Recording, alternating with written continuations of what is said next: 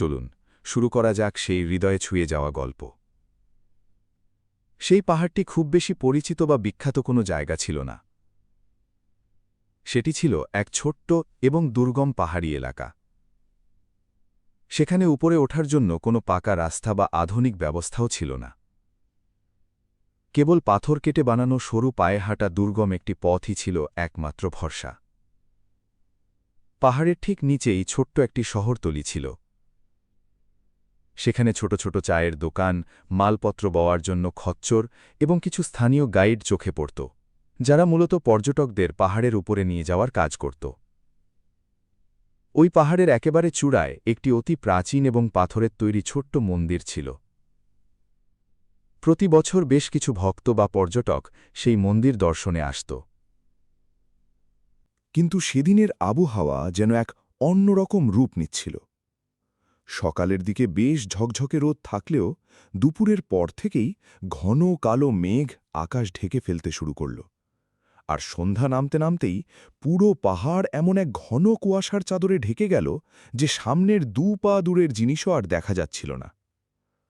স্থানীয় মানুষজন খুব ভালো করেই জানত যে এই বৈরী আবহাওয়ায় পাহাড়ের ওপরে যাওয়াটা একদমই ঠিক নয়, কিন্তু যারা বাইরের শহর থেকে বেড়াতে আসে তারা কি আর স্থানীয়দের এই সতর্ক বার্তা এত সহজে শোনে? সেদিন সেই বিপদসংকুল পাহাড়ের সরু পথে কেবল 2 জন মানুষই ছিল, আর তারা দুজনেই সম্পূর্ণ একা ছিল। প্রথমে আমরা রিয়ার কথা বলি। রিয়া, বয়স 22 বছর, লম্বাটে গড়ন, গায়ের রং উজ্জ্বল শ্যামবর্ণ, আর তার চোখে মুখে এক অদ্ভুত ধরনের ক্লান্তি সবসময় লেগেই থাকত, যা তার এই অল্প বয়সের সাথে একেবারেই মানানসই ছিল না। তার বাবা ছিলেন সেই শহরের সবচেয়ে বড় এবং নামকরা একজন রিয়েল এস্টেট বিল্ডার। পুরো এলাকা জুড়ে তার বাবার তৈরি করা অজস্র বহুতল ভবন মাথা উঁচু করে দাঁড়িয়েছিল। রিয়ার জীবনে কখনো কোনো কিছুর অভাব ছিল না। নামি দামি স্কুল থেকে শুরু করে কলেজ, সব জায়গায় সে সেরা জিনিসটাই পেয়েছে। দামি পোশাক, বিলাসবহুল গাড়ি, বড় বাড়ি, বন্ধুবান্ধব, সব কিছুই তার হাতের মুঠোয় ছিল। কিন্তু তার জীবনে কেবল একটি জিনিসেরই প্রচণ্ড অভাব ছিল, আর তা হল একটু শান্তি এবং নীরবতা। তাদের বাড়িতে সারাক্ষণই যেন একটা অস্থির কোলাহল লেগেই থাকত। বাবার ব্যবসায়িক ফোন কলের আওয়াজ, মায়ের আকাশ ছোঁয়া প্রত্যাশার চাপ, আর আত্মীয় স্বজনদের তীক্ষ্ণ নজর। ঠিক এই হাঁপিয়ে ওঠা পরিবেশ থেকেই বাঁচতে সে এখানে একদম একা চলে এসেছিল। কাউকে কোনো কিছু না জানিয়ে কেবল একটা ব্যাকপ্যাক কাঁধে তুলে নিয়ে সে বাড়ি থেকে বেরিয়ে পড়েছিল। তার মনে হয়েছিল এই শান্ত পাহাড়ে যাবে, সেই পুরনো মন্দিরে গিয়ে কিছুক্ষণ বসবে, তাহলে হয়তো মনের ভেতরে জমে থাকা অশান্তিগুলো কিছুটা হলেও শান্ত হবে। কিন্তু এই বিশাল পাহাড় যেন তার ভাগ্যে অন্য কিছুই লিখে রেখেছিল। আর এবার সেই দ্বিতীয় মানুষটির কথা বলা যাক। তার নাম আরিয়ান, বয়স 24 বছর, গায়ের রং শ্যামলা, ছিপছিপে গড়ন, আর কাঁধে একটা অত্যন্ত পুরনো এবং মলিন ব্যাকপ্যাক। তার চেহারায় এমন এক গভীর প্রশান্তি এবং নীরবতা খেলা করছিল, যা বড় শহরের চঞ্চল যুবকদের মধ্যে সচরাচর দেখাই যায় না। তার ভেতরে যেন এক গভীর অন্তর্নিহিত স্তব্ধতা বাসা বেঁধেছিল। সে একা একাই পাহাড়ের উপর থেকে নিচের দিকে নেমে আসছিল। তার পরনের পোশাক ছিল একেবারেই সাদামাটা। গায়ে একটা হালকা নীল রঙের সাধারণ শার্ট, পরনে কালো জিন্স প্যান্ট, আর পায়ে ট্রেকিং করার জন্য পুরনো একটি জুতো, যেটার একদিকের সেলাইও কিছুটা খুলে গিয়েছিল। তার কাঁধে ঝোলানো ওই পুরনো ব্যাগটার ভেতরে ঠিক কী ছিল তা সে কাউকে কখনো বলেনি। সে কারো সাথে কোনো কথাও বলছিল না, শুধু আনমনে ওপর থেকে নিচের দিকে এক দৃষ্টে হেঁটে চলছিল।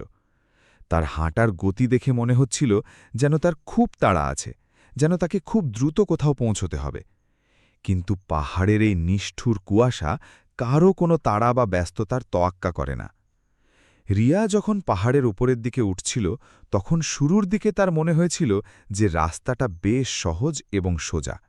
কিন্তু অর্ধেক রাস্তা পার হওয়ার পর সেই সরু পায়ে হাঁটা পথটি 2টো আলাদা রাস্তায় ভাগ হয়ে গেল। রিয়া না বুঝেই ভুল রাস্তা বেছে নিল। ডান দিকের রাস্তাটি সোজা সেই প্রাচীন মন্দির পর্যন্ত গিয়েছিল, কিন্তু রিয়া ভুল করে বাঁ দিকের রাস্তা ধরে সামনের দিকে এগোতে শুরু করল। যখন সে নিজের ভুলটা বুঝতে পারল ততক্ষণে চারপাশের কুয়াশা এতটাই ঘন হয়ে গিয়েছিল যে পেছনে ফিরে যাওয়ার রাস্তাও তার চোখের সামনে থেকে পুরোপুরি হারিয়ে গিয়েছিল। সে ভয়ে ভয়ে নিজের মোবাইল ফোনটা বের করল, কিন্তু সেখানে কোনো নেটওয়ার্ক বা সিগন্যাল ছিল না। তার চারদিকে শুধু জমাট বাঁধা সাদা কুয়াশা আর বড় বড় রুক্ষ পাথর ছাড়া আর কিচ্ছু চোখে পড়ছিল না। পাহাড়ের নিচের দিক থেকে শোঁ শোঁ করে ঠান্ডা বাতাসের শব্দ ভেসে আসছিল। এই বাতাস হল সেই বাতাস যা পাহাড়ে রাতের অন্ধকার নেমে আসার ঠিক আগে বইতে শুরু করে। ভয়ে এবং ঠান্ডায় রিয়ার পা কাঁপতে শুরু করল।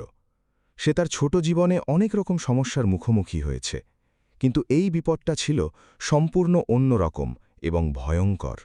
এই জনশূন্য পাহাড়ে তার বাবার অঢেল টাকা কোনো কাজেই আসবে না। এখানে তার পারিবারিক নামডাক বা প্রতিপত্তি কোনো কাজে লাগবে না। এখানে কেবল একটি জিনিসই গুরুত্ব বহন করত, আর তা হল প্রতিকূল পরিবেশের সাথে লড়াই করার মতো বুকের পাটা বা সাহস তোমার আছে কি নেই। আর ঠিক সেই হাড়হিম করা মুহূর্তেই সে একটা অচেনা কণ্ঠস্বর শুনতে পেল। দাঁড়াও! আওয়াজটা ঠিক কোন দিক থেকে ভেসে এলো রিয়া সেটা বুঝতে পারল না। সেই ঘন সাদা কুয়াশার ভেতর থেকে একটা আবছা ছায়ামূর্তি ধীরে ধীরে তার দিকে এগিয়ে আসতে লাগল। কাছে আসতেই সে স্পষ্ট দেখতে পেল সেটি আর কেউ নয়, আরিয়ান। তার হাতে একটা পুরনো আলো ফুরিয়ে যাওয়া টিমটিমে টর্চ লাইট ছিল। আরিয়ান রিয়াকে দেখল এবং এক মুহূর্তের জন্য সেখানে থমকে দাঁড়াল। তারপর বিনা বাক্য ব্যয়ে সে ধীরে ধীরে রিয়ার কাছে এগিয়ে এল। তুমি ভুল রাস্তায় চলে এসেছ, আরিয়ান শান্ত গলায় বলল। রিয়া তাকে পা থেকে মাথা পর্যন্ত খুব তীক্ষ্ণ দৃষ্টিতে জরিপ করল। একেবারে সাধারণ পোশাক, কাঁধে একটা পুরনো জরাজীর্ণ ব্যাগ। রিয়ার মনে হল এই ছেলেটি হয়তো স্থানীয় কোনো গরিব ছেলে হবে, হয়তো টাকার বিনিময়ে রাস্তা দেখানো কোনো গাইড হবে। আমাকে এখনই নিচে যেতে হবে, রিয়া বলল। তার গলার স্বরে সামান্য তিক্ততা এবং আদেশের সুর মেশানো ছিল। সে ভেতরে ভেতরে প্রচণ্ড ভয় পাচ্ছিল ঠিকই, কিন্তু নিজের সেই ভয়টা সে কিছুতেই প্রকাশ করতে চাইছিল না। এখন কোনোভাবেই নিচে যেতে পারবে না, আরিয়ান বলল। এই ঘন অন্ধকারে এমন দুর্গম সরু তাথ দিয়ে নিচে নামাটা নিজের বিপদ ডেকে আনার সামিল। কুয়াশা সময়ের সাথে সাথে আরও বাড়বে। এখান থেকে একটু দূরেই একটা বড় পাথরের আড়াল আছে। আজকের রাতটা বাধ্য হয়ে আমাদের ওখানেই কাটাতে হবে। আমি তোমার সাথে কোথাও যাব না, রিয়া রেগে গিয়ে উত্তর দিল। আরিয়ান কোনো কথা না বলে তার দিকে তাকাল। তার চোখে রিয়ার এই দুর্ব্যবহারের জন্য কোনো রাগ ছিল না, কোনো জেদও ছিল না। তার চোখে কেবল একটা অদ্ভুত প্রশান্তি ছিল। সে যেন খুব ভালো করেই বুঝতে পারছিল যে এই শহরের মেয়েটি খুব ভয় পেয়েছে, আর ঠিক সেই কারণেই আত্মরক্ষার্থে এমন রূঢ় কথা বলছে। ঠিক আছে, আরিয়ান অত্যন্ত শান্তস্বরে বলল। আমি ওখানে যাচ্ছি, তুমি চাইলে এই ঠান্ডার মধ্যে এখানেই থাকতে পারো। এই কথা বলে সে আর এক মুহূর্ত না দাঁড়িয়ে ঘুরে হেঁটে চলে গেল। রিয়া প্রায় ৫ সেকেন্ডের মতো সেই জায়গায় স্তব্ধ হয়ে দাঁড়িয়ে রইল। চারপাশের অন্ধকার আর ভয়ঙ্কর নীরবতা তাকে গ্রাস করতে আসছিল। অবশেষে উপায় না দেখে সে আরিয়ানের পেছন পেছন হাঁটতে শুরু করল। জায়গাটা ছিল একটা বিশাল বড় পাথরের ঠিক আড়ালে, যেখানে হাড় কাঁপানো বাতাসের দাপট তুলনামূলকভাবে কিছুটা কম ছিল। আরিয়ান সেখানে পৌঁছে নিজের সেই পুরনো ব্যাগটা খুলল এবং ভেতর থেকে একটা পাতলা কম্বল বের করল, যেমনটা ট্রেকাররা বিপদের সময় বা ইমার্জেন্সির জন্য নিজেদের কাছে রেখে দেয়। সে সেই কম্বলটা রিয়ার দিকে বাড়িয়ে দিল। আমার লাগবে না, রিয়া মুখ ঘুরিয়ে বলল। ঠিক আছে, আরিয়ান নির্লিপ্তভাবে বলল। এরপর সে নিজে পাথরের গায়ে পিঠ ঠেকিয়ে বসে পড়ল। রিয়া তার থেকে বেশ কিছুটা দূরত্ব বজায় রেখে অন্যদিকে গিয়ে বসল। দুজনের মধ্যে কোনো কথাই হচ্ছিল না। চারদিকে কেবল সেই শোঁ শোঁ বাতাসের শব্দ, আর মাঝে মাঝে পাহাড়ের কোনো অজানা কোণ থেকে ভেসে আসা অচেনা কোনো নিশাচর পাখির তীক্ষ্ণ ডাক শোনা যাচ্ছিল। প্রথম ১ ঘণ্টায় রিয়ার টুং শব্দটিও করল না। সে বারবার নিজের ফোনের স্ক্রিন দেখছিল। ব্যাটারি মাত্র 20% অবশিষ্ট আছে এবং কোনো নেটওয়ার্ক নেই। সে মনে মনে ভাবছিল, বাড়িতে কি কেউ আদৌ জানে যে সে এখন ঠিক কোথায় আছে? সম্ভবত না, কারণ সে কাউকেই কিছু না জানিয়ে এই অজানা গন্তব্যে পাড়ি দিয়েছিল। দ্বিতীয় ঘণ্টা পার হতে না হতেই পাহাড়ের শীত তার আসল রূপ দেখাতে শুরু করল। রিয়া ঠান্ডায় থর থর করে কাঁপছিল। সে সেটা অনুভব করছিল, কিন্তু নিজের অহংকারের কারণে আরিয়ানকে বুঝতে দিতে চাইছিল না। তবে আরিয়ানের চোখ সেটা এড়িয়ে গেল না।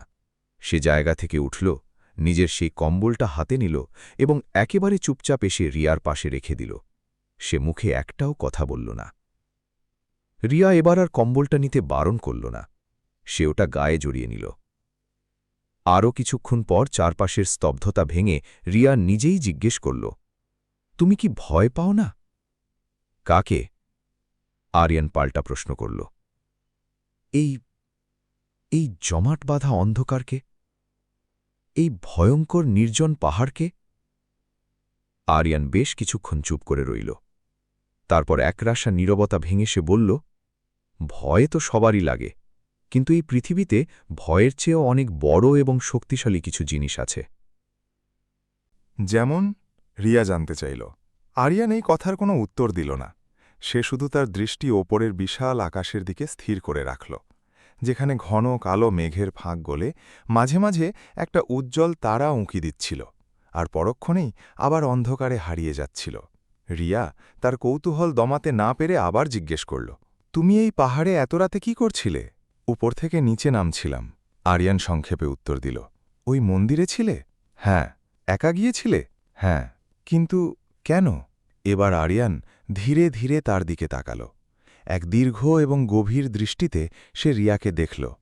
তারপর খুব ধীর গলায় বলল, কখনো কখনো জীবনে এমন হয় না যে তোমার কাউকে অনেক কিছু বলার থাকে, কিন্তু সেই মানুষটা আর এই পৃথিবীতে বেঁচে নেই?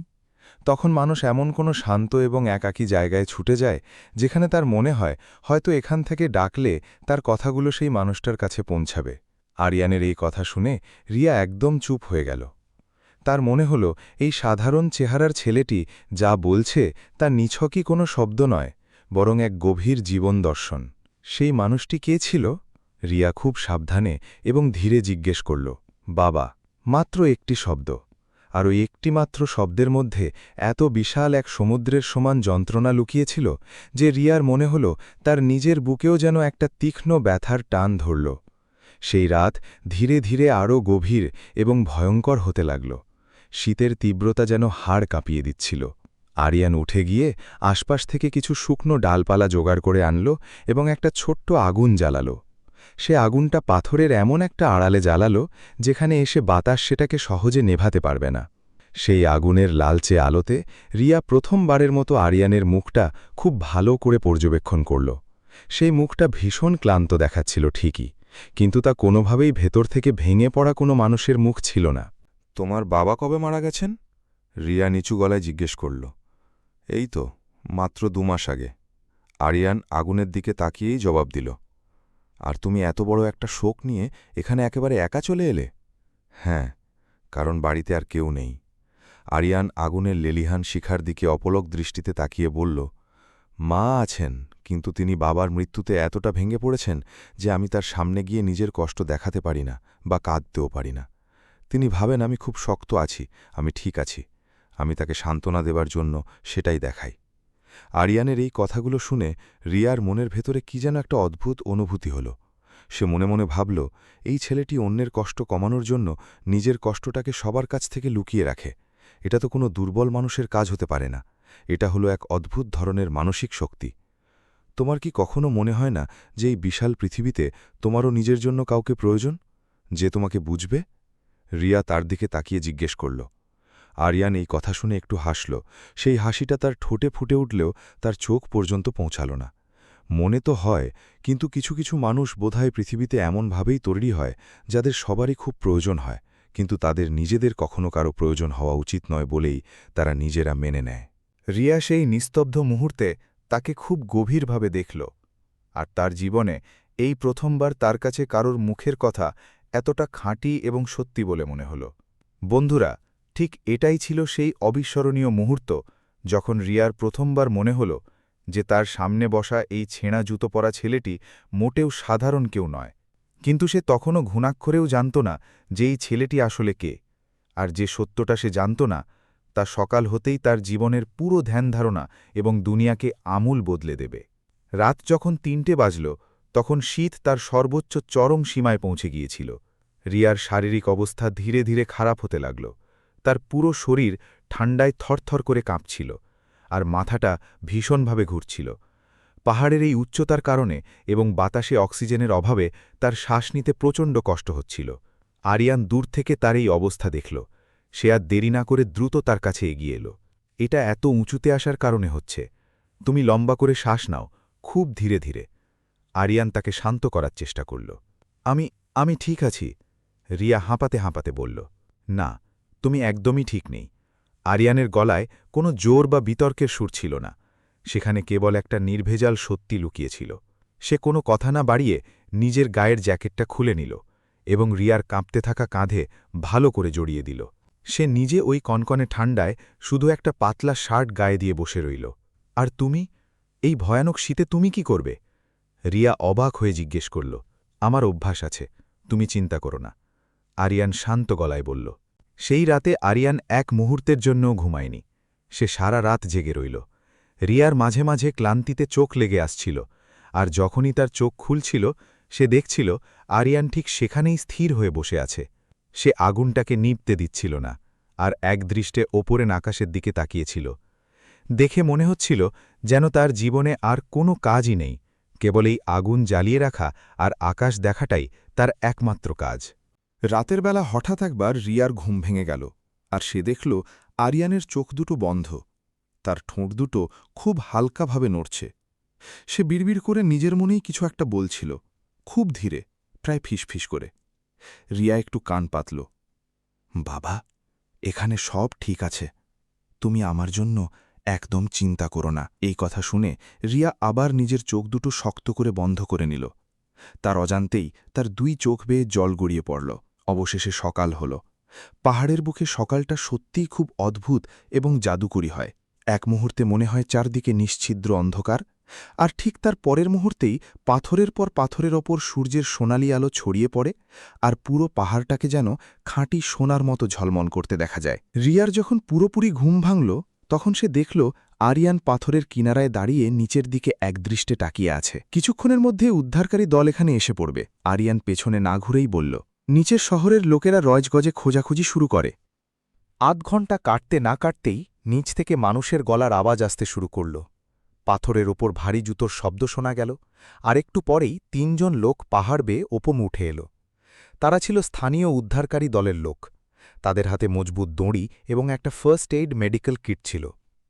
তাদের সাথে আরও একজন লোক ছিল যে মূলত এই পুরো দলটার নেতৃত্ব দিচ্ছিল। সে ওপরে উঠে আরিয়ান এবং রিয়া দুজনকেই সুস্থ অবস্থায় দেখে একটা স্বস্তির নিঃশ্বাস ফেলল। আপনারা কি পুরো রাতটা এখানেই ছিলেন? সে এগিয়ে এসে জিজ্ঞেস করল। হ্যাঁ, রিয়া উত্তর দিল। এরপর দলের নেতৃত্ব দেওয়া লোকটি যখন ভালো করে আরিয়ানের দিকে তাকাল, তখন তার চোখের দৃষ্টি নিমিষেই বদলে গেল। তার চোখে মুখে এক অদ্ভুত ধরনের অভিব্যক্তি ফুটে উঠল। সেখানে যেমন বিপুল সম্মান ছিল, তেমনি ছিল আকাশ ছোঁয়া বিস্ময়। সে প্রায় ছুটে আরিয়ানের কাছে এল এবং খুব বিনীতভাবে নিচু গলায় বলল, স্যার, আপনি এই ঠান্ডায় সারা রাত এভাবে খোলা আকাশের নিচে? এটা তো একদমই ঠিক হয়নি। আরিয়ান হাতের ইশারায় তাকে থামিয়ে দিল। তার গলার স্বর নিচু হলেও সেখানে একটা প্রচ্ছন্ন অধিকারবোধ এবং আদেশের সুর ছিল। রিয়া তাদের এই কথোপকথন খুব স্পষ্টভাবেই শুনতে পেল। স্যার, সে মনে মনে ভাবল, হয়তো ছেলেটি এই এলাকারই কোনো স্থানীয় পরিচিত মুখ, তাই এরা তাকে চেনে এবং সম্মান করে। কিন্তু দলের অন্য একজন লোক তার সঙ্গীর কানের কাছে ফিসফিস করে জিজ্ঞেস করল, আরে ভাই, ইনি কি সেই মহান ব্যক্তি নন যিনি গত বছর নিজের খরচে এই পুরো পাহাড়ি এলাকায় অত্যাধুনিক উদ্ধারকেন্দ্র বানিয়েছিলেন? সঙ্গী লোকটি মাথা নেড়ে বলল, হ্যাঁ রে ভাই, আর এনার বাবা যিনি ছিলেন এখানকার সবচেয়ে বড় ব্যবসায়ী। ও আচ্ছা, হ্যাঁ, আমি চিনতে পেরেছি, উনিই তো। এই কথাগুলো রিয়ার কানে আসতেই তার চোখ কপালে ওঠার জোগাড় হল। সে দলের প্রথম লোকটির দিকে তাকিয়ে আর নিজেকে আটকে না পেরে জিজ্ঞেস করেই বসল, ইনি আসলে কে? দলের লোকটি এক মুহূর্তের জন্য চুপ করে আরিয়ানের দিকে তাকাল। তারপর রিয়াকে উদ্দেশ্য করে বলল, ম্যাডাম, ইনি হলেন আরিয়ান সিংঘানিয়া, পুরো ভারতবর্ষের বিখ্যাত সিংঘানিয়া গ্রুপের একমাত্র উত্তরাধিকারী এবং মালিক।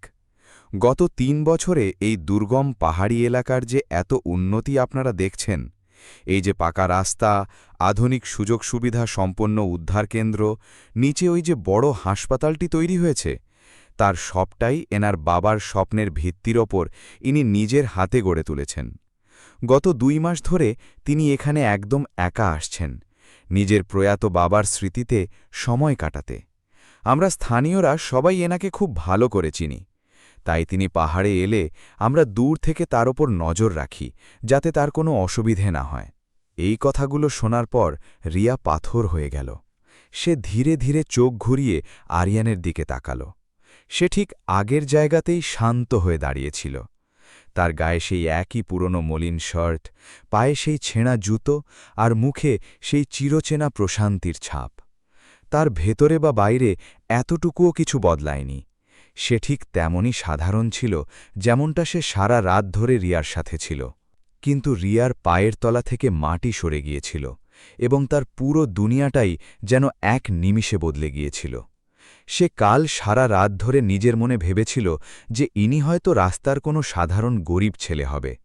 সে তাকে ঠিক সেই তাচ্ছিল্যের চোখেই দেখেছিল, যে চোখে আমাদের মতো তথাকথিত অহংকারী মানুষেরা তাদের দেখে, যাদের আমরা নিজেদের চেয়ে ছোট বা নিচু জাতের বলে মনে করি।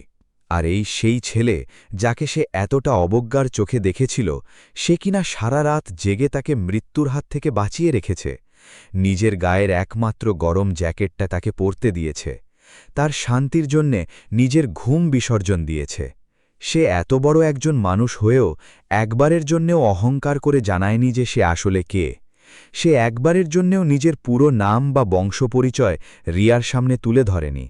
সে একবারও এটা প্রকাশ করতে চায়নি যে সে এই দুনিয়ার কারো চেয়ে কোনো অংশে কম নয়, কারণ নিজেকে অন্যের সামনে প্রমাণ করার মতো কোনো সস্তা মানসিকতাই তার ছিল না।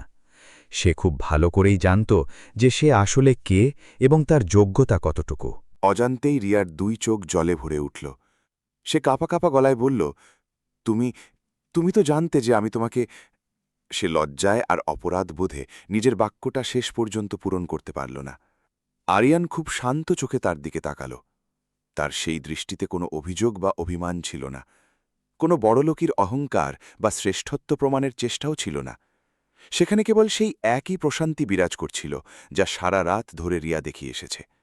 তুমি খুব ভয় পেয়েছিলে, আরিয়ান অত্যন্ত নরম স্বরে বলল।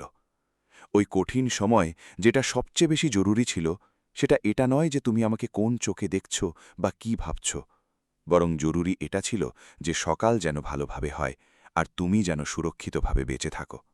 রিয়া অপলক দৃষ্টিতে তাকে দেখল এবং জীবনের ওই একটা ছোট্ট মুহূর্তেই সে খুব ভালোভাবে বুঝতে পারল যে সত্যিকারের ধনী হওয়া বা বড়লোক হওয়া আসলে কাকে বলে। বড়লোকই বা আভিজাত্য শুধু সেই কাগজের নোটে থাকে না যা ব্যাংকের লকারে বন্দী থাকে। আসল বড়লোকই হল মানুষের সেই মানসিকতা, যখন কেউ তার সাথে খুব খারাপ বা অপমানজনক আচরণ করার পরেও সে নিজের মনকে কলুষিত করে না। যে মানুষ অন্যের নেতিবাচক দৃষ্টিভঙ্গির একটুও পরোয়া না করে নিঃস্বার্থভাবে কেবল সেটাই করে যায় যা একজন মানুষের করা উচিত। উদ্ধারকারী দলের লোকেরা এবার সবাইকে সাবধানে নিচে নামার জন্য অনুরোধ করল। আরিয়ান কোনো কথা না বলে সামনের দিকে হাঁটতে শুরু করল। রিয়াও অপরাধীর মতো মাথা নিচু করে তার সাথে সাথে হাঁটতে লাগল। পাহাড় থেকে নিচে নামার সময় রিয়া আর নিজেকে আটকে রাখতে পারল না। সে একবার পেছন থেকে তাকে ডাকল, আরিয়ান, আমাকে ক্ষমা করে দিও। আরিয়ান নিজের জায়গায় থমকে দাঁড়াল। সে ধীরে ধীরে রিয়ার দিকে ঘুরে তাকাল। কিসের জন্য ক্ষমা চাইছ? আমি তোমাকে কাল রাতে সেই নজরে দেখেছিলাম, যে নজরে আমার কোনোদিনও তোমাকে দেখা উচিত হয়নি। আমার অহংকার আমাকে অন্ধ করে দিয়েছিল। আরিয়ান বেশ কিছুক্ষণ একদম চুপ করে দাঁড়িয়ে রইল।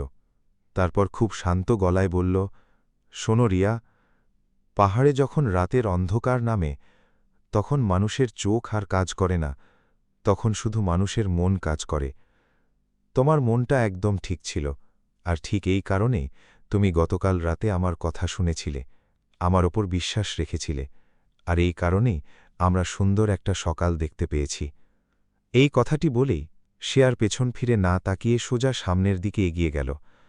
রিয়া এক মুহূর্তের জন্য যেন সেখানেই জমে গিয়ে দাঁড়িয়ে রইল।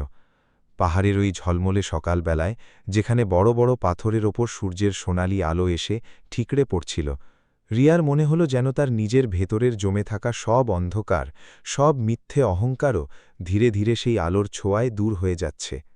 পাহাড় থেকে একদম নিচে সমতলে পৌঁছনোর পর সেখানে আগে থেকেই একটা বিলাসবহুল গাড়ি দাঁড়িয়ে থাকতে দেখা গেল।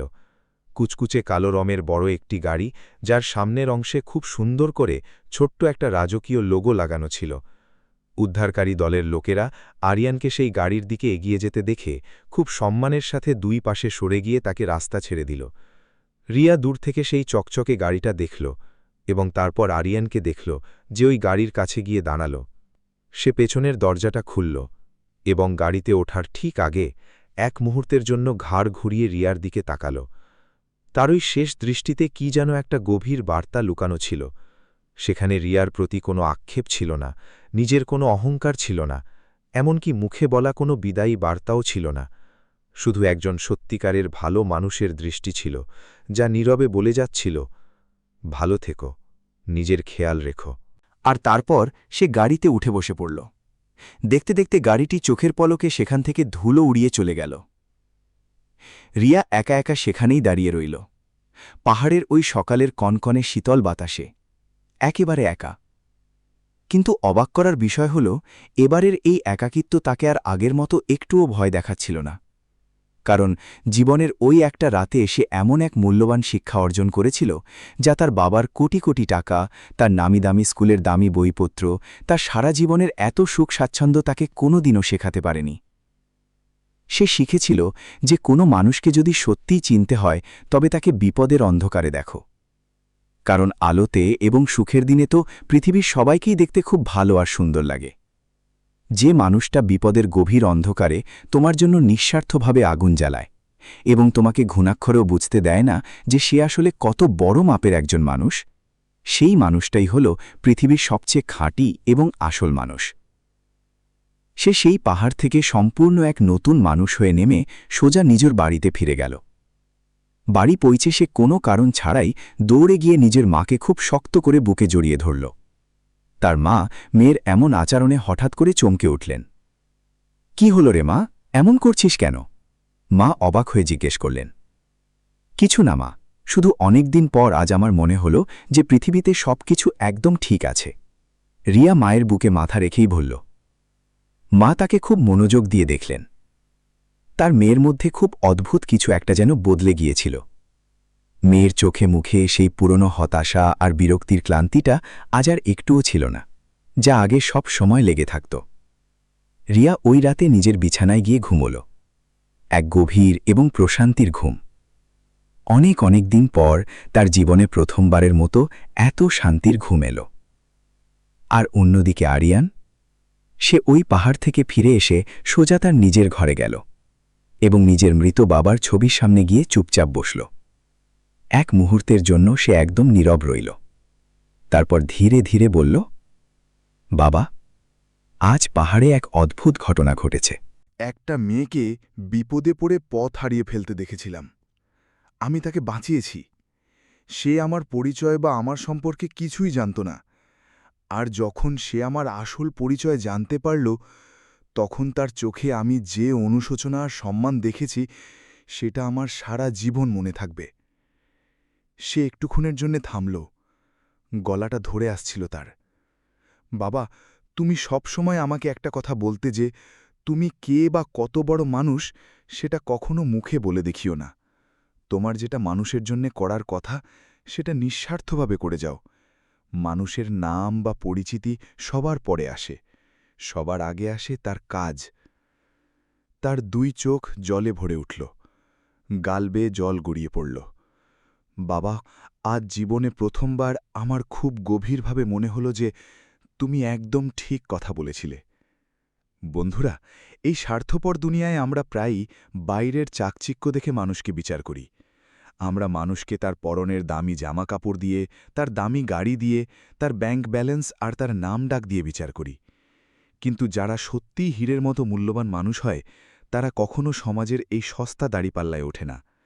তারা শুধু নীরবে নিজেদের কাজ করে যায়, একদম চুপচাপ, কাউকে কিছু বুঝতে না দিয়ে। আরিয়ান সারা রাত জেগে একটা অচেনা মেয়েকে মৃত্যুর হাত থেকে বাঁচিয়েছে। এই কারণে নয় যে সে ওই মেয়েটিকে আগে থেকে চিনত। এই কারণেও নয় যে এই কাজটা করার জন্যে সে কোনো পুরস্কার পাবে। সে এটা করেছে শুধু এই কারণে যে সে নিজে একজন সত্যিকারের মানুষ ছিল। আর মানবতার কখনো কোনো নাম, ধর্ম বা পরিচয়ের প্রয়োজন হয় না। বন্ধুরা, প্রায়ই আমরা মানুষকে তার পোশাক দিয়ে, তার গাড়ি দিয়ে, তার টাকার অঙ্ক দিয়ে চেনার চেষ্টা করি। কিন্তু আসল আর খাঁটি মানুষ তো সেই হয় যে ঘুটঘুটে অন্ধকারে আপনার বিপদের সময় কোনো স্বার্থ ছাড়াই আপনার জন্যে আসার আলো হয়ে ফিরে আসে। আর বন্ধুরা, যদি আমাদের এই হৃদয় ছুঁয়ে যাওয়া গল্পটি আপনাদের একটুও ভালো লেগে থাকে, তবে দয়া করে আমাদের ভিডিওটিতে একটি লাইক করবেন এবং আমাদের চ্যানেলটিকে সাবস্ক্রাইব করে আমাদের পাশেই থাকবেন। ধন্যবাদ।